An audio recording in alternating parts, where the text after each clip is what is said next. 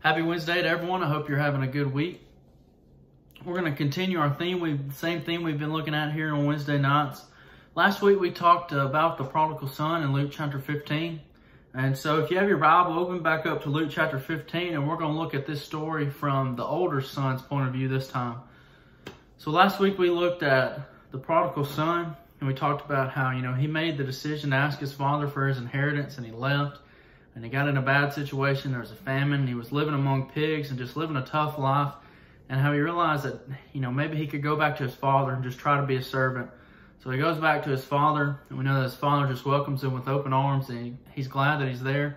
So the point, we wanted to make from that was how no matter how far away we stray, or no matter how big of a hole we dig ourselves in, we can always come back to God. And he's going to welcome us with open arms and embrace us and be so thankful we turn back to him. We just have to decide if we're willing to do that, if we're willing to humble ourselves like the prodigal son. This week we're going to look at the story from the older son's point of view. And I would imagine that most of us probably can relate to the older son more than we can the younger son. I would say in our lives there are times that we can relate to both characters. But I would imagine there are more times that we relate to the older son than we do to the younger son. I think about my life, and obviously I have not lived a perfect life by any means. I've made mistakes, I've sinned, I've messed up, I've fallen short of God's glory. But I've never been in a situation where I was completely away from God or completely lost. If you think about, I want you to think about what I'm trying to say. I've always gone to church on Sundays and Wednesdays. Every Sunday and Wednesday when the doors were open. Unless I was sick or had some emergency, I was always there. And I've been in situations where I've sinned, and I've been in horrible situations, worse times than others. But I've always been there, and I've always had a relationship with God, had some kind of faith. And I've never just been completely gone, completely lost. Not going to church, not having the faith, not believing. And maybe you have, but I would imagine most of us are good, faithful members that have continued to go, and we've been in sinful situations where we've needed to repent and we've needed to change, but it's never been maybe as extreme as the prodigal son has talked about. But I would imagine every single one of us, especially those who are Christians, can say they've been in the older son's shoes.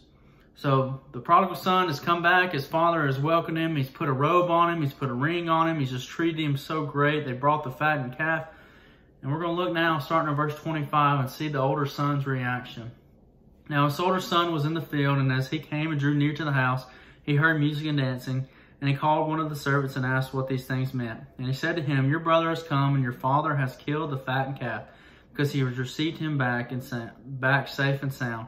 But he was angry and refused to go in. His father came out and entreated him. But he answered his father, "Look, these many years I have served you, and I have never disobeyed your command. Yet you never gave me a young goat, that I might celebrate with my friends. But when this young son of yours came, who has devoured your property with prostitutes, you killed the fattened calf for him." And he said to him, "Son, you are always with me, and all that is mine is yours. It was fitting to celebrate and be glad. For this your brother was dead, and is alive. He was lost, and is found." So think about the test and trial that this older son is going through. Maybe you look at the older son, or maybe you look at the story and don't even really focus on the older son, or maybe you do and you just kind of think about how silly the older son was. But to me, the older son is so relatable in my life. I've had situations where I've wondered why God is so good to some people, or maybe why it feels like God is so good to some people who aren't faithful to him, and maybe why he's so terrible to me, and why he doesn't provide me with great things. And we look at this, and the older son was lost and completely gone, and he comes back, and the father's just celebrating and happy. And I think we can relate to the older son because we are good and faithful, but maybe we don't want those who are lost to be found.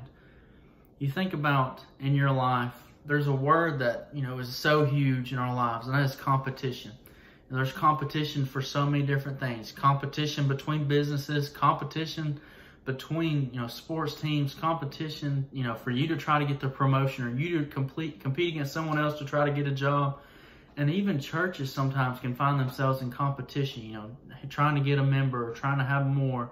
And I think sometimes we can let our lives be blinded by competition, because a lot of times The attitude we have is, I want it better than other people have it. You know, I want my relationships to be stronger than other people's relationships. I want to have more money maybe than other people have. Or I want to have a more successful career. I want my family life to be better than other people. And sometimes we can find ourselves wanting to be better and not wanting other people to have success. But we can see here what Jesus is trying to get us to realize is that as a Christian, we should just be so happy when someone is found and when good things happen to others. Some of the best people in this world, or some of the best people in my life, are those people that never care about how good things are for them. They just care about how good things are for others. And that's the attitude we have to have.